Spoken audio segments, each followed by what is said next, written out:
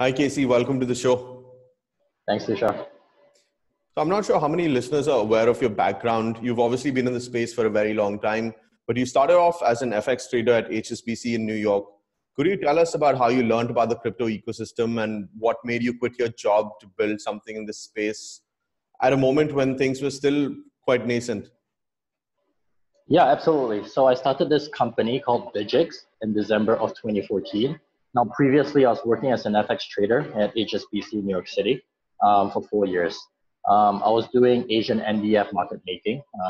So during that time, when you have volatility in your products, you're looking for a good and efficient risk-off hedge, right? And it comes to mind that gold was such a product.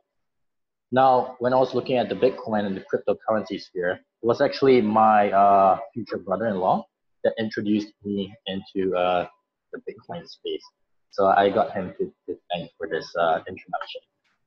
So I started learning about this when I began my career on Wall Street, started reading up on it, and I took a class from this guy called Anthony Antonopoulos. He's quite famous in the Bitcoin sphere. He was actually a professor at the University of Nicosia. It's just an online course about digital currencies, one of the very early ones to boot. So when I took it, I was like, wow, this is going to revolutionize the entire world. It's going to decentralize finance in quite a big way. I was like, okay, it looks like I need to jump into this space. And how can I contribute, right? So when I was looking in the space, Bitcoin, Ether, all of them had a volatility of say what, 20%, 40% in a day, even up to now. There was nothing that's really uncorrelated within this whole crypto sphere. So I thought, that, hey, why not just try to introduce some asset-backed tokens into this space?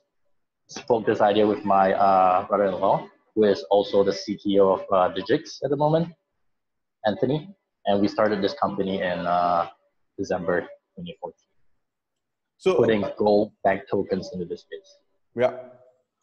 So before we jump into what you guys are up at Digix, could you very quickly summarize what Digix Global is and what you're trying to achieve? You mentioned a couple of small things, and I mean, if I start explaining, it'll be a very long explanation. But I don't know in terms of like very quickly what you guys are trying to do.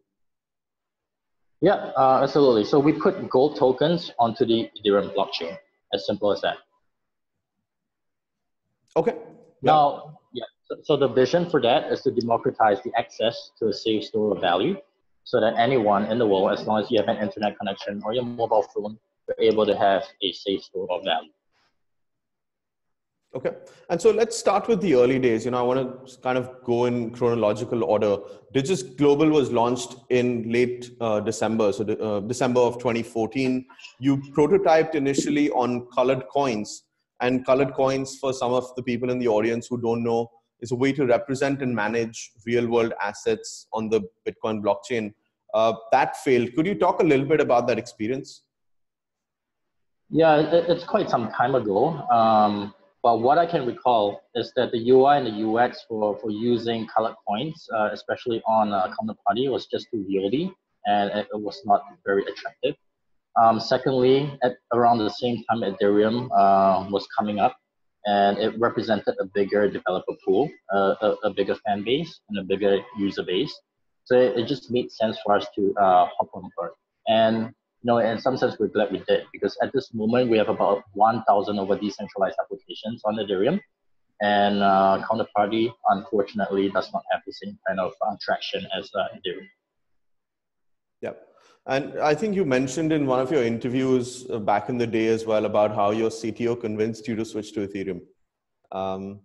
So you were one of the first ones to do a public sale on Ethereum, raising $5.5 million in ETH at that point.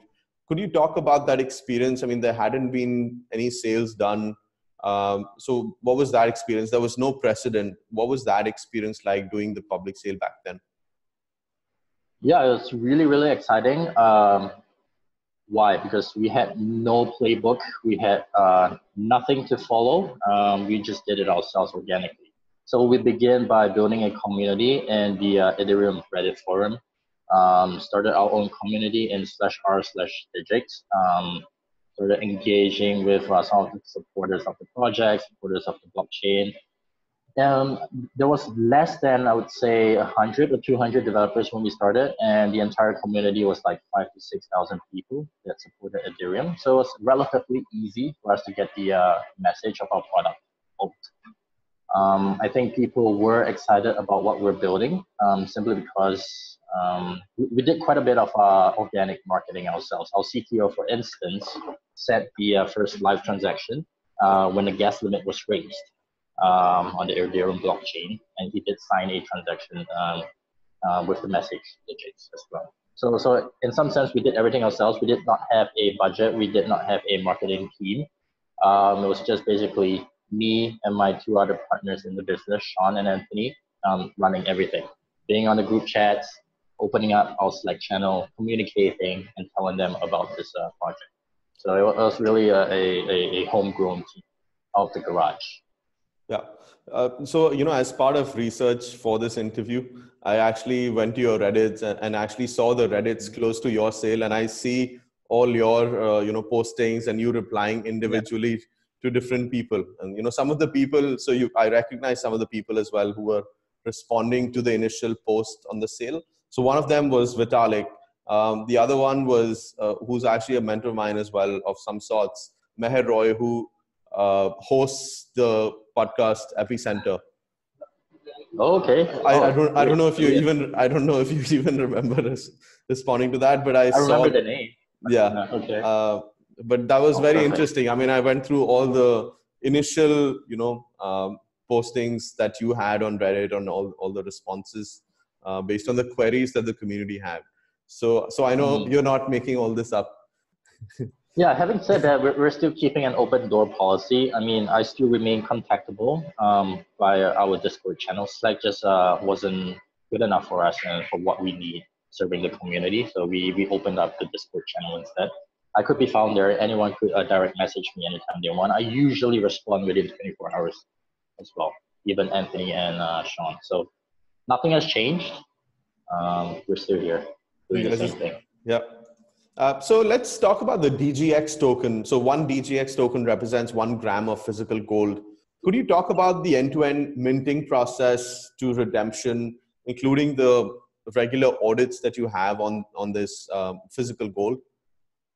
Yeah, sure. So I think we're the only one that came up with a supply chain management protocol, specifically for gold tokens issued on the blockchain, right? So we call it the proof of provenance protocol.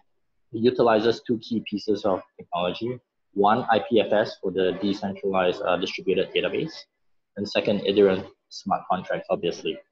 So what happens is that when Digix purchases gold from a supplier, we take the supplier documentations and the relevant receipts, upload them onto IPFS, take that hash and put it within a smart contract to complete step 1 of that supply chain process.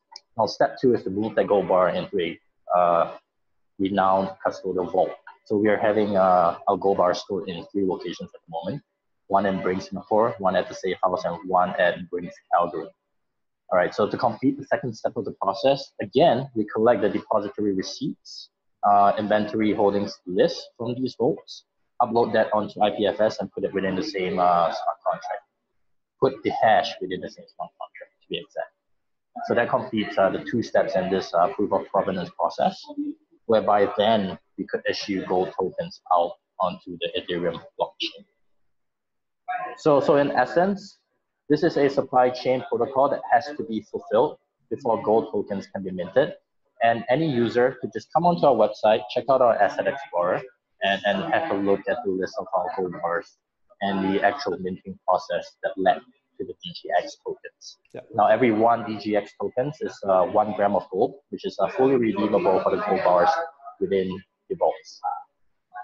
And how often would you be minting new DGX tokens? Is there some sort of roadmap that you have that, or some sort of goal that you have in terms of how many DGX tokens you want to be minting over the next, say year or so, or is that going to ramp up over a period of time? Yeah, definitely. It takes a lot of moving parts to scale this business. First and foremost is to be listed in some of the bigger exchanges. At the moment, we're listed on BitConnect. So if anyone wanted to buy these tokens, they could do so at BitConnect. But definitely looking for more top-tier exchanges to list our tokens. We're on a couple of DEXs as well, like Hybrid Network, and that's also a good place for liquidity in BGX. Now, my target for this year is to scale our business to have at least $50 million worth of gold within our vaults. So that's about approximately 1 ton of gold within our vaults. At the moment, we have 0.1 tons. So we're 10% of that target. The way to scale this is to convince and to hopefully entice ICOs or people who have raised money on the blockchain to swap them out for something much less volatile, like DGX itself. So we're working with one specific ICO from Singapore, quite Endorse, who has decided to switch some of their ethers out for DGX. So that's one of the demand side that we're looking to solve as well. Now, when it comes to the supply of DGX on a daily basis, anyone could buy up to 5 kilograms in a specific day. Now, we keep quite a sizable inventory. Every time it dips below a certain level, we would continue to purchase that inventory and replenish it in our marketplace. Now, gold tokens and gold bullion itself in Singapore is relatively available.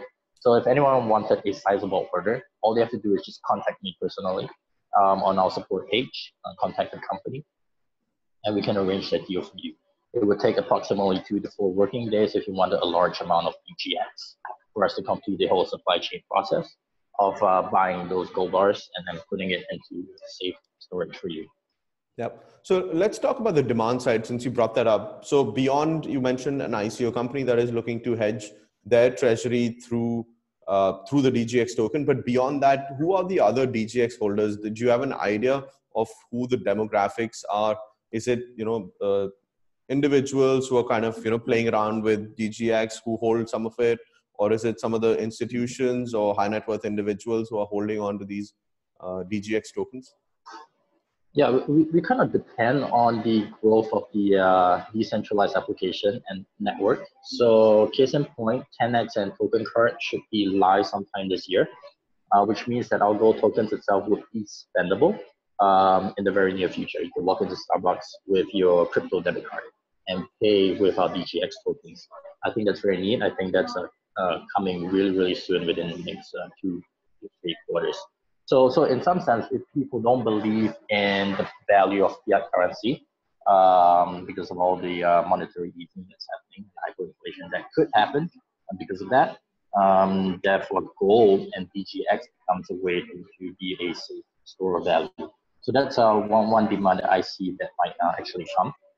The other demand side that I see would be the traditional gold bucks who are looking for an easy way to liquidate your gold bars in storage, right? Because right now, these bars are just sitting in storage, incurring a negative cost of carry because you have to pay for insurance, warehousing fees, and when you sell them for cash, for liquidity, you would have to pay a costly transaction fee as well.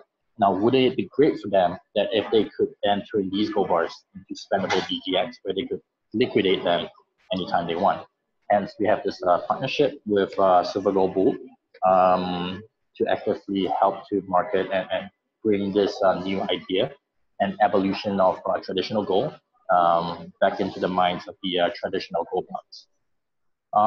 Last but not least, you have the cryptocurrency users who, again, might not choose to believe in centralized currencies like the US dollar and would choose to hedge their profits or their holdings into something stable like DGX instead of USD token. So these are just a little snippet of some of the demand side that I foresee coming in 2019. Yeah. So you mentioned, briefly about the transactions and maybe, some of the vendors actually accepting DGX token as payment. All these benefits actually accrue to the DGD holders. Yeah, that's right. So what happens is that with DGDs, it's a Digix DAO, right? Digix DAO, it stands for Digix DAO. So yeah. DAO as a decentralized autonomous organization. The idea is that DGDs would play a very crucial role in growing the volume of DGX.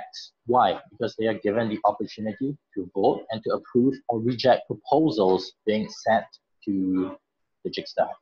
So the whole purpose of Digix DAO is to grow the volume of DGX, right? Why is there an incentive to do so? Because as you cast your votes, as you do work for the DAO, you get rewarded in DGX tokens. So I guess the follow-up question is, where do these DGX tokens come from? Right? So in DGX itself, every time you do a transaction with DGX, there's a 0.13% transaction fee. Now that 0.13% of transaction fee on what you've sent goes to Digix DAO as part of the reward pool. So as long as you exercise your discretion and the work needed to vote on proposals that could help spur the volume of DGX, you get rewarded a portion of that pool of transactions. Okay. Yeah, that makes sense. So let's talk about the DAO a little bit. I think you've deployed the DAO on the testnet recently, and there were some interesting proposals. I was going through the proposals that are currently in play. How do you think the DAO plays out in the longer term? So I know the DGD holders have certain rights and responsibilities, like you mentioned, right? So in terms of rights, they get a percentage of the transactions that happen. And in terms of responsibilities, they need to take part actively in the governance of the organization. But what do you think? Yeah. How do you think this DAO will play out? Over the next, once it does go live over the next year or so, do you have any predictions? Do you think it's going to take one direction over the other? Any hypothesis that you have? Yeah. Absolutely. So it's not going to be next year. That's a bit too long. We're trying to push for the DAO to be live end of Q1, fingers crossed. And with regards to some of the threats and vulnerabilities of any DAOs in this space, yeah, definitely that's a concern. So we're trying to move as carefully as we can. We're about to be deciding on the safe kind of limits per proposal when we initiate the DAO in Q1.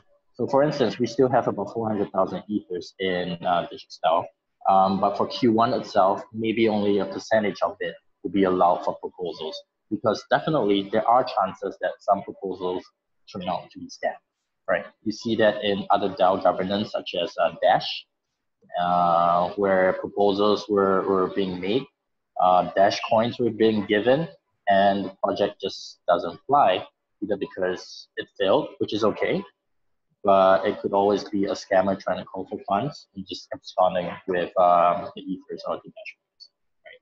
So we are well aware of that happening.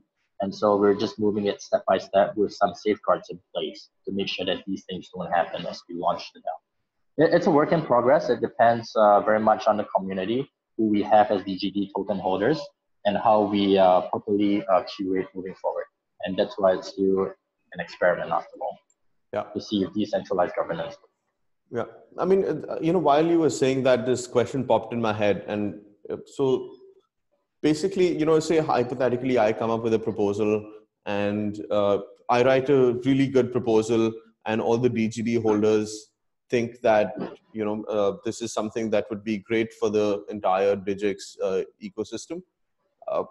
But then I don't, what is my incentive after I've received the funds to actually follow up on the proposal that was put through? What is my incentive? So we have staggered it such that you have milestones to achieve to be able to unlock the second portion of what you're requesting, for instance. That's one safety net. Secondly, but not least, is that there's a reward for the completion of the project that you are allowed to fill in as well. So if you're successful, you get to unlock milestone 2, and perhaps even get the reward that everyone agreed upon when you propose the project. Apart from that, there's a cost as well to submit a proposal. So at the moment, we have set it at 2 ethers and 1 DGD that it needs to be staked to be able to submit a proposal to be voted upon. Okay. So another topic that I wanted to talk about, staying on this topic is, so there's been talks of staking the ETH in the Digix treasury to essentially increase the amount of spendable ETH that the DGD holders will have at their disposal. So, do you think this is something that will go through, or this is something that will be happening in the DGD ecosystem? I believe so, especially when Casper comes around. When proof of stake comes around, then this could be a exciting option to do so. At the moment, I know that there are a couple of lending platforms and staking platforms, but Yeah. after all, the responsibility is still to DigitStyle, right? If I left 400,000 ethers onto, say, Celsius Network or a Compound Finance, there's a chance that it might be hacked. If I left 400,000 ethers into an exchange, for instance, like Quadriga, it might be hacked. So it's really dangerous in this case to entrust all that ethers into another project at this moment. However, having said that, if Casper comes around, then there would definitely be a way to do that without risking loss of funds. So yes, I would just answer yes. It would happen, but it takes time when POS is out. Yeah. And is there a way, I mean, I don't know if this is even a possibility, but I mean, and I don't know if this thought, I'm sure would have crossed someone's mind at some point, but is there a way that DGD holders could vote to send themselves all the ETH that is locked up? Yes, there is a way to do that, but we have instituted what we call a PRL. So it's a policy and research legal division, a regulatory division. Okay. Which prevents proposals like that, malicious proposals like that from passing. Okay. And who's controlling the kind, I mean, so this PRL team sits within the Digix Global Foundation or company, right? Yes, that's right. So I guess this question also stems from our perception of what a DAO is. Everyone has the general idea that every DAO should look like the DAO, which massively flopped in 2016, where it encouraged, a very, very democratic way of voting, of having a voice in managing this whole decentralized fund. I think history has proved that this doesn't really work. So right now you're seeing a lot of different kinds of DAOs, even though they're called DAOs, but they have a different spectrum when it comes to voting power and when it comes to governance, just so that the project will remain alive and remain sustainable. Okay, so essentially what you're trying to say is there's some degree of centralization. And Yes. then once the organization proves to be robust, you'd want to slowly move towards being a little bit decentralized. Yes, that's right. MakerDAO does the same thing. In fact, more of the prominent DAOs do the same thing. I think building a full DAO takes a lot of time.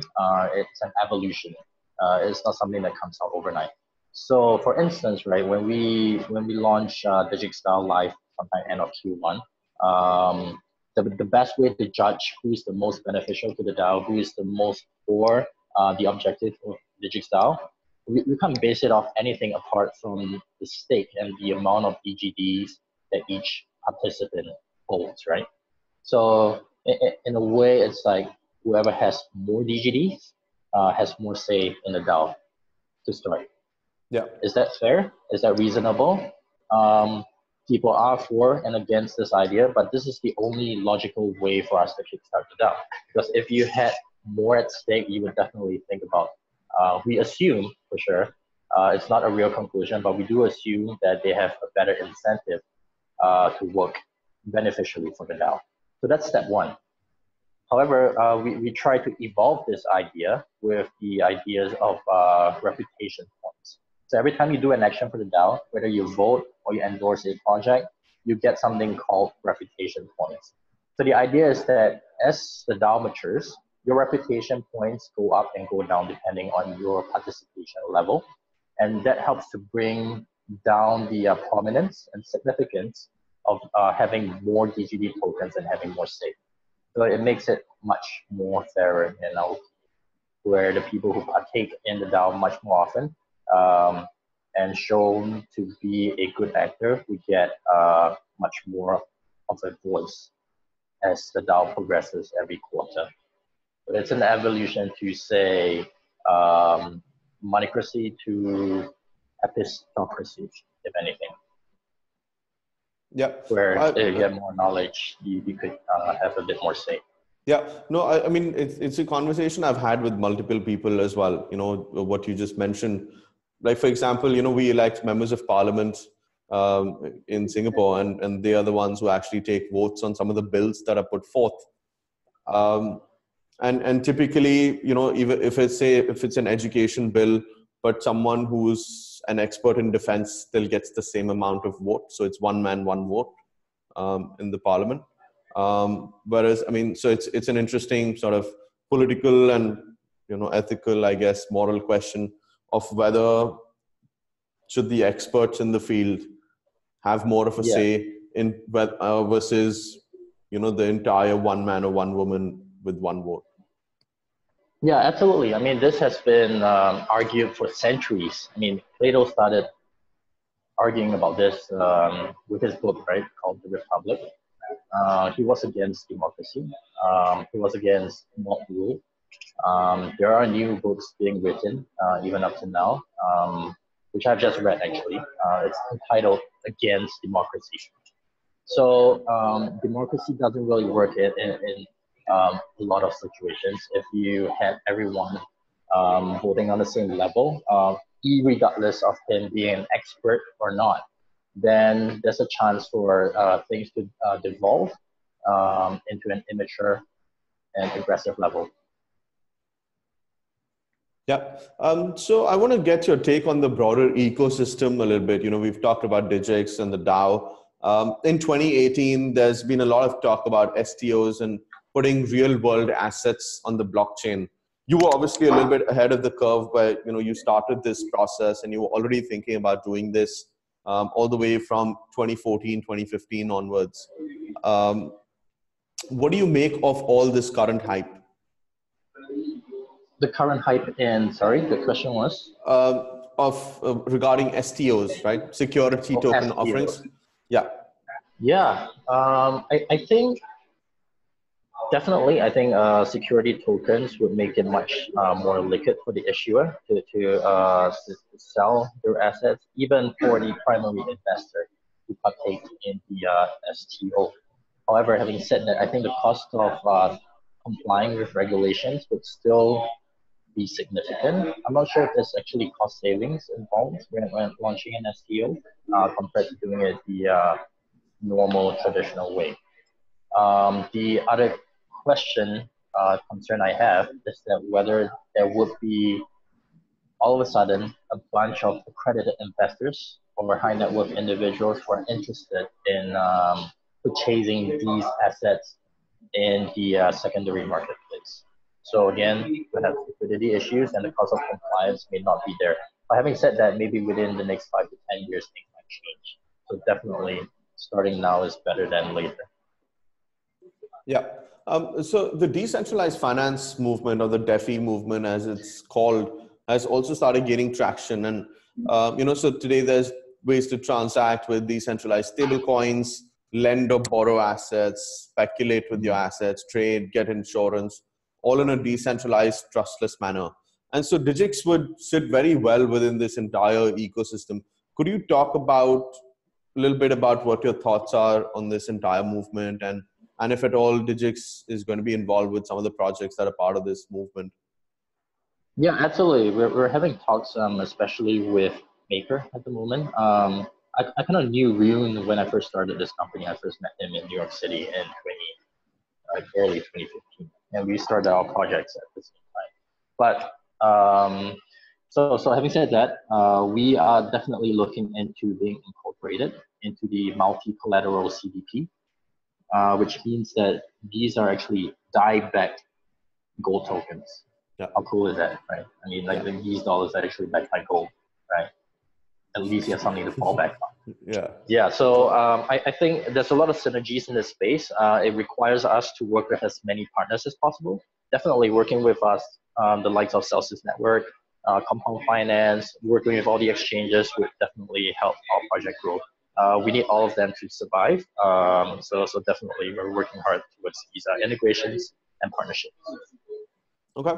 So I think, you know, that's been a fascinating conversation. Before we wrap up, you know, I want to do a quick rapid fire, just get your quick thoughts.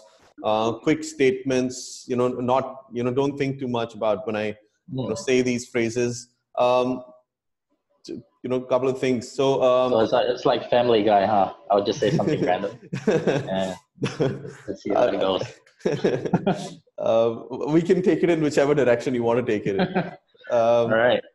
So number one, the more than 400,000 ETH that is locked. It's less than 400,000 now.